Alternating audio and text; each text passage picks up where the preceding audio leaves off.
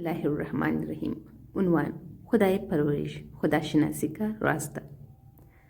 کلمہ رب دراصل مالک و صاحب کے معنی میں ہے، لیکن ہر مالک و صاحب کے لیے نہیں، بلکہ وہ جو تربیت اور پرورش بھی اپنے ذمے لے۔ اسی لیے فارسی میں اس کا ترجمہ پروردگار کیا جاتا ہے۔ زندہ موجودات کی سیر تکامل اور بے جان موجودات کا تحول و تغیر، نیز موجودات کی پرورش کے لیے حالات کی سازگاری و اہتمام جو ان میں نہا ہے، اس پر غور و فکر کرنا خدا شناسی کے راستوں میں سے ایک بہترین راستہ ہے۔ ہمارے اعضائے بدن میں ایک ہم آہنگی ہے جو زیادہ تر ہماری آگاہی کے بغیر قائم ہے۔ یہ بھی ہماری بات پر ایک زندہ دلیل ہے۔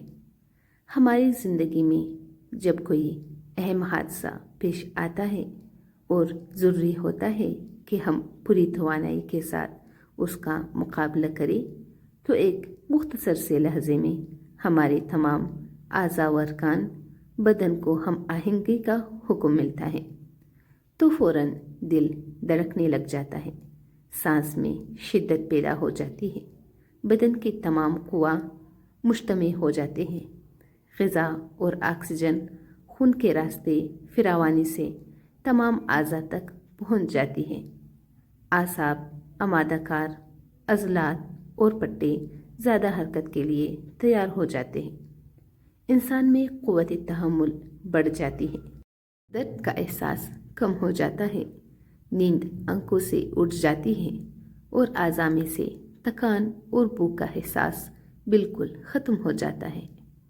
کون ہے جو یہ عجیب و غریب ہم آہنگی اس حساس موقع پر اس تیزی کے ساتھ انسانی وجود کے تمام ذرات میں پیدا کر دیتا ہے؟ کیا یہ پرورش خدائے عالم و قادر کے سوا ممکن ہے؟